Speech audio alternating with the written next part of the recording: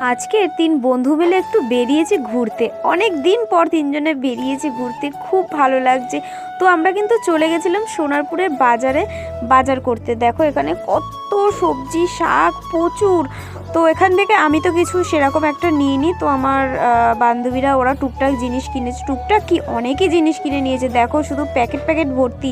তো ও ধরতে পারছে না বলে আমাকে দিয়ে দিয়েছে। দেখো এই যে এরা দুজন এদিকে সংসারের বাজার করতে শুরু করে দিয়েছে। আর এদিকে তারপর কিন্তু চলে এসেছিলাম মাছ বাজারে। দেখো কি বড় বড় রুই মাছ, আর এদিকে দেখো ভেটকি মাছের কাঁটা রয়েছে, এদিকে রয়েছে লটিয়া মাছ। তারপর ওরা দুজন এত বাজার করেছে নিয়ে আসতে পারছে না। দেখো দুজনে ব্যাগ ধরে কিভাবে দুজনে দুদিকে ব্যাগ ধরেছে, ধরে নিয়ে আসছে। তো আজকে সন্ধেটা আমাদের সত্যি বলছি খুব দারুণ কেটেছে।